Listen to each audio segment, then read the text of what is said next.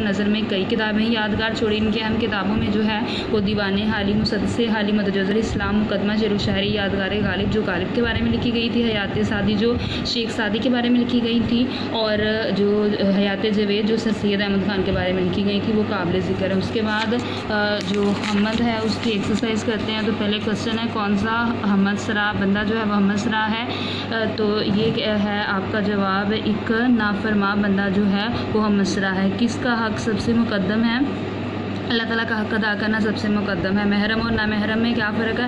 महरम का मतलब है वाकिफ़ और नामहरम का मतलब है नावाकिफ़। अल्लाह का गदा किस में मगन रहता है? अल्लाह ताला का गदा जो है वो अपनी कमली में मगन रहता है। बाद सिवा घर घर में क्या पैगाम लिए फिरती है? अल्लाह ताला का पैगाम लिए फिरती है। उसके बाद शायर ने अल्लाह ताला की कौन कौन सी सिफ़ात का जो है वो ज़िक्र किया है? तो अल्लाह ताला जो है वो हर चीज़ पर कादिर है, इसका हक अदा करना मुकद्दम है, अल्लाह ताला का पैगाम हर जगह पहुँचता है। उसके बाद जो है ये मानी दिए हुए हैं। तो मानी जो है वो पहला है मुकद्दम, पहला महरम, वाकिफ़, खिलते सुल्तानी, शाही लिबास, मुहीत, छाया हुआ, आफाक, दुनिया, बंदा, नाफरमा, हुक्म, ना मानने वाला जो है एक बंदा नाफरमा।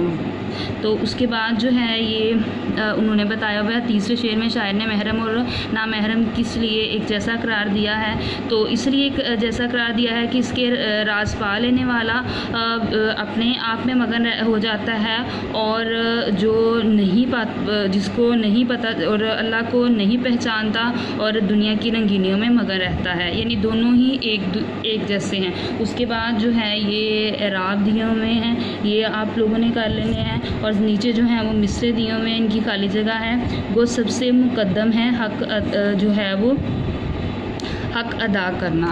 तो महरम भी है ऐसा ही जैसा कि नामहरम जबता नहीं नज़रों में यहाँ खिलते सुल्तानी आफाक में फैलेगी कब तक ना महक तेरी, हर बोल तेरा दिल से ठुकरा के गुजरता है।